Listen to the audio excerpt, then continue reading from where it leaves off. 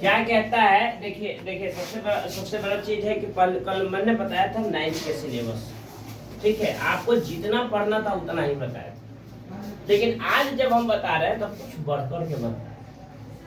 वास्तव में 9th में क्या कहता है कि work done is defined as product of force and displacement. ठीक है, टीचर लोग इतना ही 9th क्लास में बताते हैं कि product of work done equal to force into displacement. भैया लेकिन ये गलत है। क्या है?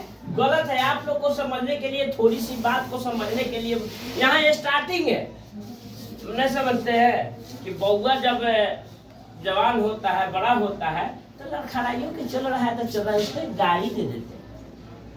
बात को समझ गए? तो 9th में आप लोगों को गाड़ी दिया गया, लेकिन जब 11th में जाइएगा तब आप लोगों को क्या पढ़ना है कि work done is defined as product of force and displacement, यानी as done in the direction of force. Direction को बताएगा, समझ में आया? डायरेक्शन ऑफ फोर्स, और डायरेक्शन जब बतलाएगा तो फोर्स इनटू डिस्प्लेसमेंट, और डायरेक्शन को जब बतलाएगा तो cos थीटा हो जाएगा। क्या हो जाएगा? cos theta. 9th में तो पढ़ना नहीं है त्रिकोणमिति, 9th में पढ़ना नहीं है। हल्का हमने अभी आधा घंटा पहले हमने हल्का चर्चा किया था, ठीक है, कि कौन cos थीटा, कौन sin थीटा, sin थीटा का रेशियो क्या होता है, ठीक है, और उसका वैल्यू क्या क्या होता है, ठीक है। तो अभी 10th में जाइएगा तो हम ही आपको बताएंगे कि रेशियो कैसे निकाला जाता है। आपको याद करने की जरूरत नहीं है, there is no need to remember about this, ठीक है, if you go to in class 10th। But अभी जो है हम त्रिकोणमितीय अनुपात नहीं बताने वाले हैं। अभी आपको याद करना होगा कि cos 0 degree 1, cos 30 degree √3/2, cos 60 degree 1/2, cos 90 degree 0, cos 180 -1। तो यहाँ पर कह रहा है कि work equal to force into displacement या डिस्टेंस, है कि नहीं? इसको हम क्या चीज से सूचित करते हैं? एस करते हैं कि नहीं करते हैं भैया? फोर्स इनटू डिस्प्लेसमेंट मान के चलो, सपोज दैट एक वस्तु रखा हुआ है कि नहीं? आप वो वस्तु पर हम बल लगा रहे हैं। ये धरती है, धरती मैया जहाँ से हम खेलते, उस वस्तु पर हम बल लगा रहे हैं, फोर्स एक्ट कर रहा है। फोर्स एक्ट कहाँ तक किया? डिस्प्लेसमेंट यहाँ तक किया। कल हम बताए थे कि कब वर्क डन होगा कि नहीं होगा, बताए थे ना? अब फोर्स यहाँ तक डिस्प्लेसमेंट। अब कहता है कि जब यहाँ तक डिस्प्लेसमेंट हो रहा है तो भैया कोई ना कोई दिशा निर्धारित कर रहा है, बता रहा है दिशा की नहीं बता रहा है। तो फोर्स इनटू डिस्प्लेसमेंट कहने से केवल काम नहीं चलेगा, फोर्स इनटू डिस्प्लेसमेंट या डिस्टेंस इनटू cos थीटा। यहाँ पर कह सकते हैं कि Fs cos थीटा इसका पूरी की पूरी फार्मूला होती है वर्क डन निकालने का। बात को समझ गए कि नहीं? वर्क डन निकालने का पूरा फार्मूला क्या होता है? Fs cos theta.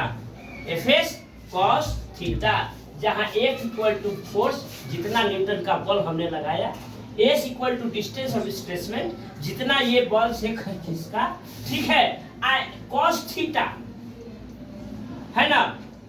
cos theta यानी जिस दिशा में बल लगाया वहां थीटा कितना डिग्री का बनाया, या उसका परपेंडिकुलर बल लग रहा है कि सीधे उसी डायरेक्शन में, जिस डायरेक्शन में फोर्स लग रहा है, डिस्प्लेसमेंट अगर उसी डायरेक्शन में हो रहा है तो 0 डिग्री होगा, क्योंकि त्रिभुज के तीनों कोणों का माप हमने क्या बताया था? 180 डिग्री बताया था ना? अगर राइट एंगल ट्रायंगल है, त्रिभुज के तीनों कोणों का मान 180 डिग्री, ठीक है, थीटा बनता है। अब यहाँ पर जब कॉस्ट, यहाँ पर जब आगे बढ़ेगा भैया, तो देखिए फोर्स भी उसी दिशा में, फोर्स दिशा में लग रहा है उसी दिशा में लग रहा है जिधर से वह डिस्प्लेसमेंट होगा। बात को समझ डिस्प्लेसमेंट हो रहा है उसी दिशा में फोर्स। यहाँ पर अगर कोई वस्तु यहाँ से चलेगा, फोर्स उसी दिशा में लगेगा, यहाँ पहुंच गया, तो यहाँ पे देखिए जब परपेंडिकुलर फोर्स लगेगा, ऊपर से फोर्स लगेगा, तो यहाँ पर 90 डिग्री का एंगल बनाएगा ना। लेकिन जैसे ही जब हम इधर की ओर फोर्स लगाते हैं तो आगे बढ़ता है 0 डिग्री का फोर्स लगता है। कितना डिग्री का फोर्स लगता है? 0 डिग्री पर फोर्स लगता है, 0 cos थीटा पर फोर्स लगता है। बात को समझे? आप पीछे की ओर अगर फोर्स लगेगा तो 180 डिग्री पर फोर्स लगेगा। बात को समझिए, कितना पर फोर्स लगेगा? फोर्स 180 पर होगा, डिस्प्लेसमेंट आगे होगा। ठीक है, तो यहाँ पर जब हम एफएस cos थीटा करते हैं तो ये देखिए ये वस्तु है हमारा, इधर से डिस्प्लेसमेंट हमारा हो रहा है कि नहीं हो रहा है? बात को समझे कि नहीं समझे? यहाँ देखिए ये 9th क्लास से रिलेटेड नहीं, 9th क्लास में है खाली एफएस, फोर्स इनटू डिस्प्लेसमेंट या फोर्स इनटू डिस्टेंस, लेकिन इसको समझना होगा। और इसको समझते हुए हम समझा, जब तक इसको नहीं समझिएगा, जब तक आप ये नहीं समझिएगा कि निगेटिव वर्क डन क्या होता है, पॉजिटिव वर्क डन क्या होता है और जीरो वर्क डन क्या होता है, आगे पढ़ना है ना जी। आगे हमको पढ़ना क्या है? Negative work done, positive work done और जीरो वर्क डन, तीनों पढ़ना है। तो जब तक आप इसको नहीं समझिएगा, जब तक निगेटिव, पॉजिटिव और जीरो नहीं समझ में आएगा। समझ में आया कि नहीं है? 10th में पढ़ना है, त्रिकोणमितीय अनुपात है कि नहीं, त्रिकोणमिति रेशियो 10th में पढ़ना, लेकिन इतना याद करना जरूरी है। और cos थीटा प्रायः यूज होता है वर्क डन में। वर्क डन में प्रायः क्या यूज होता है? cos थीटा का ही यूज होता है, sin थीटा और tan थीटा का यूज नहीं के बराबर नहीं होता है। ठीक है, तो यहाँ पर क्या करता है कि जब हम डिस्प्लेसमेंट करते हैं, कितना डिस्प्लेसमेंट की है, ठीक है, कितना न्यूटन का बल लगाए, लेकिन किस दिशा में लगाए? हम इसी दिशा में, सेम दिशा में लगा रहे हैं। सेम दिशा में, जिस दिशा में हम बल लगा रहे हैं, फोर्स लगा रहे हैं, किसी वस्तु पर एक्ट कर रहा है, उसी दिशा में डिस्प्लेसमेंट हो रहा है। ठीक है, तो वह वस्तु कहाँ जाएगी? 0 डिग्री, cos 0 डिग्री बनेगी। cos थीटा कितना बनेगी? 0 डिग्री बनेगी। 0 डिग्री का मान कितना होता है? इसका एसआई यूनिट क्या निकलेगा? SI unit of work done क्या निकलेगा? एफ एस cos थीटा, है ना, cos 0 डिग्री। cos 0 डिग्री का मान क्या है? एफ इंटू एस इंटू कितना है? 1, क्या होगा? एफ। आगे कि नहीं? लेकिन हम लोग क्या पढ़ते हैं जानते हैं? हम लोग पढ़ते कि नहीं भाई? एफ एस, लेकिन वास्तविकता क्या है? जब एफ एस cos थीटा, इसका फॉर्मूला क्या होता है? Work done equal to F S cos theta. बात को समझे कि नहीं? इसका एसआई यूनिट, फोर्स का फोर्स एसआई यूनिट क्या होगा? SI unit of work